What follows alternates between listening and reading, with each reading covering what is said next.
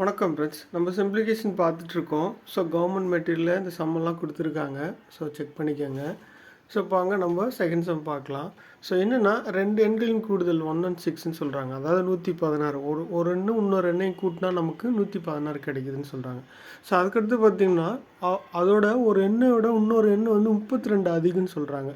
So first எண்ணு அதை விட 32 அதிகம்னு சொல்கிறாங்க. ஓகேவா? ஸோ அப்போது அந்த 2 எண்ணு என்ன அப்படின்னு சொல்லிட்டு கேட்குறாங்க. ஓகேவா? ஸோ லாஸ்ட் சம்மில் சொன்ன மாதிரி ஃபஸ்ட்டு எண்ணு எக்ஸ் ஆகும், இன்னொரு எண்ணு எக்ஸ் ப்ளஸ் 32. ஸோ அதாவது ஃபஸ்ட்டு எண்ணோட அதிகம் 32ன்றனால நான் ப்ளஸ் 32 போட்டுக்கிறேன். ஓகேவா? ஸோ அதுக்கடுத்து என்ன சொல்கிறாங்கன்னா 2 எண்ணையும் கூட்டினா நமக்கு 116 கிடைக்குது. ஓகேவா? ஸோ இதை நம்ம சிம்பிளை பண்ண நமக்கு ஆன்சர் கிடைச்சிடும்.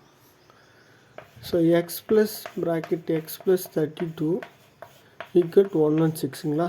ஓகேவா? ஸோ இப்போ இங்கே 2x இந்த எக்ஸை ஆட் பண்ணால் நமக்கு 2x கிடைக்கும் ப்ளஸ் 32 ஈக்குவல் டு 1 and 6. ஓகேவா? ஸோ அதுக்கடுத்து பார்த்திங்கன்னா 2x equal to 1 and 6 minus 32. So 1 and 6ல் 32 minus பண்ணால் நமக்கு என்ன கிடைக்கும்? ஸோ இங்கே எக்ஸ் வச்சுக்கலாம்.